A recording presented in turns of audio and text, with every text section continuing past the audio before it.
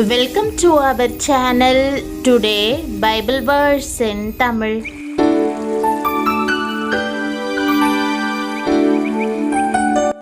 இன்றைய வசனம் மல்கியா 1ஆம் அதிகாரம் 9ஆம் வசனம். கிறிஸ்துவுக்குள் பிரியமானவர்களே, மனிதர்களிடம் கெஞ்சி ஏமாந்திருக்கிறீர்களா? உதவி கேட்டு அவமானப்பட்டிருக்கிறீர்களா? ஆனால் ஒரே ஒரு இடத்தில் கெஞ்சினால் போதும், அவர் மனமிறங்காமல் இருப்பதில்லை. அது எப்படி? வேதம் என்ன சொல்கிறது என்பதை இன்று பாருங்கள். தேவனுடைய சமூகத்தை நோக்கி கெஞ்சுங்கள், அப்பொழுது நம்மேல் இறங்குவார் என்ற வாக்குதத்த வசனத்தை இன்று நாம் தியானிப்போம். இது மல்கியா தீர்க்கதரிசியின் வார்த்தை மட்டுமல்ல, தேவனை நோக்கி கெஞ்சுகிறவர்கள் மேல் அவர் இரக்கம் காட்டுகிறவர் என்பதை இந்த வசனம் நமக்கு காட்டுகிறது. வேதத்தில் கெஞ்சியவர்கள் வெறுமனே திரும்பி போகவில்லை. அவர்கள் என்ன பெற்றார்கள் தெரியுமா? கெஞ்சிய போது தேவன் அவர்களுடைய வாழ்க்கையில் என்ன செய்தார் என்பதை இப்போது பார்க்கலாம். நம்முடைய தேவன் இரக்கமுள்ளவர். தம்மை நோக்கி கெஞ்சுகிறவர்களுக்கு மனமிறங்கி ஆசீர்வாதத்தை தருகிறவர். கெஞ்சுதல் என்றால் என்ன? பலர் அரசாங்கத்திற்கு விண்ணப்பம் செய்யும் போது கெஞ்சி கேட்கிறேன் என்று சொல்லி முடிக்கிறதை காணலாம். கெஞ்சுதல் என்ற வார்த்தைக்கு வருந்தி கேட்டுக்கொள்ளுதல் அல்லது தன்னை தாழ்த்தி விண்ணப்பம் செய்தல் என்பதும் அர்த்தமாகும். உங்களுடைய குடும்பத்தில் ஒரு திருமணத்திற்காக ஒரு முக்கியமான நபரை அழைக்கப் போகிறீர்கள் என்று வைத்துக் கொள்ளுங்கள். உங்களுடைய திருமண அழைப்பிதழை பார்த்ததும் அவர் பல சாக்கு போக்குகளை சொல்லுகிறார். பழைய பிரச்சனைகளை முன்வைத்து குற்றம் சாட்டி குறை சொல்லுகிறார். அப்பொழுது நீங்கள் என்ன செய்வீர்கள்? ஐயா, அவைகள் ஒன்றையும் மனதில் வைக்காதிருங்கள். தயவு செய்து திருமணத்திற்கு வாருங்கள் என்று கெஞ்சி வருந்தி அழைப்பீர்கள். தாழ்மையுடன் நடந்து கொள்ளுவீர்கள். அப்பொழுது அவருடைய உள்ளம் முருகிவிடும். மட்டுமல்ல, கடந்த கால கசப்புகளை குற்றங்களை மறந்து அவர் திருமணத்திலும் கலந்து கொள்ளுவார். மனிதர்களிடத்தில் பல வேளைகளில் கெஞ்சி பல காரியங்களுக்காக நாம் விண்ணப்பம் செய்கிறோம். மல்கியா தீர்க்கதரிசி சொல்லுகிறார், தேவனுடைய சமூகத்தை நோக்கி கெஞ்சுங்கள், அப்பொழுது நம்மேல் இறங்குவார். எத்தனை உண்மையான வார்த்தை இது! கர்த்தர் கடின இருதயமுடையவர் அல்ல.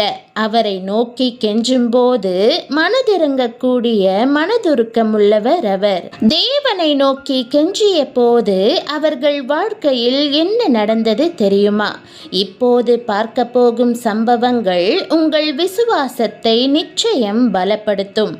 இஸ்ரவேல் ஜனங்கள் வனாந்தரத்தில் வழி நடந்து வந்தபோது மிரியாம் கர்த்தருடைய ஊழியக்காரனுக்கு விரோதமாக முறுமுறுத்து குறை சொன்னபோது தேவனுடைய கோபம் அவள் மேல் மூண்டது. என் தாசனாகிய மோசேக்கு விரோதமாய் பேசுவதற்கு உனக்கு பயமில்லாமல் போனது என்ன என்று தேவன் கேட்டார். அதோடு கொடிய குஷ்டரோகமும் அவளை பிடித்தது. அப்பொழுது மோசே செய்தது என்ன? என் தேவனே, அவளை குணமாக்கும் என்று கெஞ்சினான். கெஞ்சினான் என்ற வார்த்தையை பாருங்கள். மிரியாமுக்காக மோசே பாவ அறிக்கை செய்து அவளுக்காக தன்னை தாழ்த்தி கர்த்தரிடத்தில் விண்ணப்பம் பண்ணினார். மோசே கெஞ்சி ஜெபித்த அந்த ஜெபத்தை கர்த்தர் கேட்டு மிரியாமை குணமாக்கினார் என்று நாம் வேதத்தில் வாசிக்கிறோம். வேதத்தில் அநேக பரிசுத்தவான்கள் தேவ சமூகத்திலே கெஞ்சி ஜெபித்தார்கள். இஸ்ரவேலின் ராஜாவாயிருந்த மனாசேயை பாருங்கள். அவன் விண்ணப்பம் பண்ணி கொண்டிருக்கிற போது கர்த்தர் அவன் கெஞ்சுதலுக்கு இறங்கி அவன் ஜெபத்தை கேட்டு அவனை திரும்ப எருசலேமிலுள்ள தன்னுடைய ராஜ்யத்திற்கு வரப்பண்ணினார். கர்த்தரே தேவன் என்று அப்பொழுது மனாசே அறிந்தான் என்று வேதத்தில் வாசிக்கிறோம். மோசே கெஞ்சினார், மிரியாம் குணமானாள். மனாசே கெஞ்சினான், இழந்த ராஜ்யம் திரும்ப கிடைத்தது. அதேபோல் அன்னாளின் வாழ்க்கையிலும் கெஞ்சுதல் ஒரு அதிசயத்தை செய்தது. அன்னாளை பாருங்கள். அவள் தன் வாழ்க்கையில் மிகுந்த துயரத்தில் இருந்தாள். பிள்ளையில்லாத வேதனை அவள் இருதயத்தை நொறுக்கியது. ஆண்டுதோறும் சீலோவிற்கு வந்தாலும் அந்த வலி குறையவில்லை. ஆனால் ஒரு நாள் அவள் கர்த்தர் சமூகத்தில் மனம் நொறுங்கி கண்ணீரோடு கெஞ்சி விண்ணப்பித்தாள். வார்த்தைகள் வாயிலிருந்து வெளிவரவில்லை, உதடுகள் மட்டும் அசைந்தன. அந்த அளவு ஆழமான கெஞ்சுதல் அது. கர்த்தர் அவளுடைய அந்த கெஞ்சுதலுக்கு மனமிறங்கி சாமுவேலை அவளுக்கு தந்தார். கெஞ்சுதல் வெறுமனே போவதில்லை, அது நிச்சயம் பலன் தரும். எஸ்தரை பாருங்கள். தன் ஜனங்களின் உயிரை காப்பாற்றுவதற்காக அவள் உயிரையும் பணயம் வைத்து அரசன் சமூகத்தில் நின்றாள். அரசன் சமூகத்தில் நேரடியாக சென்று கெஞ்சுவதற்கு முன்பாக 3 நாள் உபவாசித்து தன்னை தாழ்த்தி தேவ சமூகத்தில் விண்ணப்பித்தாள். அந்த கெஞ்சுதலுக்கு தேவன் மனமிறங்கி அரசனின் இருதயத்தை மாற்றினார். ஒரு இனம் முழுவதும் அழிவிலிருந்து காப்பாற்றப்பட்டது. கெஞ்சுதலின் வல்லமை எத்தனை அற்புதமானது! பிரியமானவர்களே, மல்கியா சொன்னது எத்தனை உண்மை! மனாசேயும் கெஞ்சினான், அன்னாளும் கெஞ்சினாள், எஸ்தரும் கெஞ்சினாள். அவர்கள் எல்லாரும் தேவனுடைய இரக்கத்தை அனுபவித்தார்கள். அவர் யாரையும் வெறுங்கையோடு திருப்பி அனுப்பவில்லை.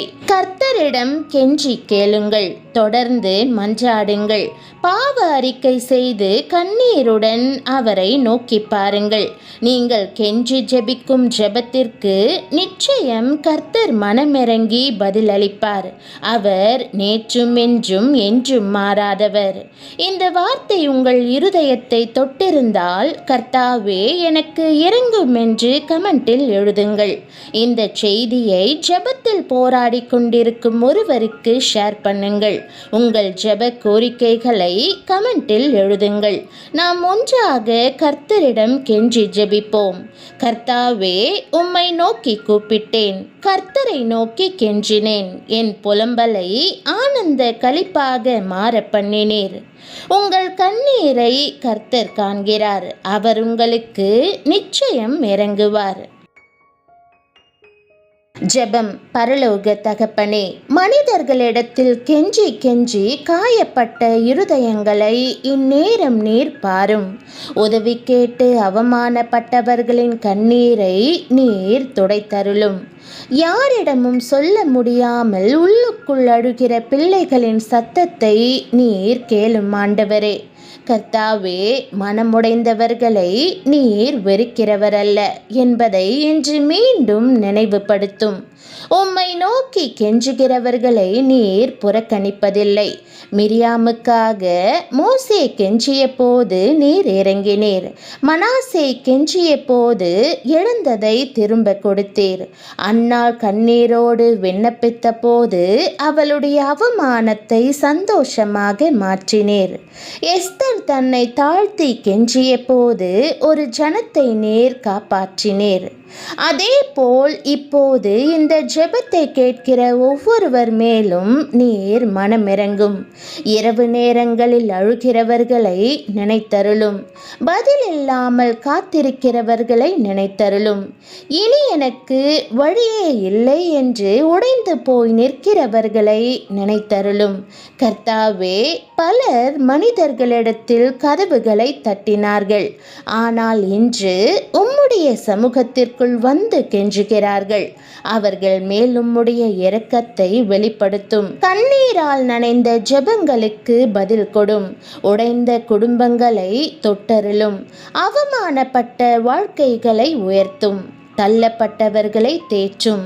சோர்ந்து போன இருதயங்களில் மீண்டும் நம்பிக்கையை உண்டாக்கும். இப்போது இந்த நிமிடத்தில் கர்த்தாவே, எனக்கு இறங்கும் என்று கண்ணீரோடு கூப்பிடுகிற ஒவ்வொருவர் மேலும் உம்முடைய இரக்கம் இறங்கட்டும்.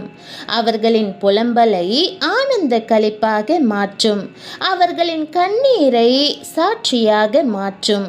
அவர்களின் காத்திருப்பை அதிசயமாக மாற்றும். இன்று கண்ணீரோடு கெஞ்சுகிறவர்கள் நாளை சாட்சியோடு நிற்கப் போகிறார்கள். மனிதர்கள் இறங்காவிட்டாலும் நீர் இறங்குகிற தேவன். கதவுகள் மூடப்பட்டாலும் உம்முடைய இரக்கம் இன்னும் திறந்திருக்கிறது. காத்திருக்கிறவர்களின் வீடுகளில் அதிசயத்தின் சத்தம் கேட்கப் போகிறது. ஆண்டவரே, பதிலில்லாமல் அழுத இரவுகள் வீணாக போகவில்லை. யாராலும் துடைக்கப்படாத கண்ணீரை நீரே துடைக்கப் போகிறீர். மனிதர்கள் புறக்கணித்தவர்களை நீர் நினைத்தருளப் போகிறீர். நீர் இரக்கமுள்ள தேவன். நீர் மனமிறங்குகிற தகப்பன். நீர் இன்னும் ஜெபங்களை கேட்கிறவர். கண்ணீரோடு உம்மை நோக்கி கெஞ்சுகிறவர்களை நீர் ஒருபோதும் வெறுங்கையோடு அனுப்புவதில்லை. இயேசுவின் நாமத்தில் ஜெபிக்கிறோம் நல்ல பிதாவே, ஆமேன்.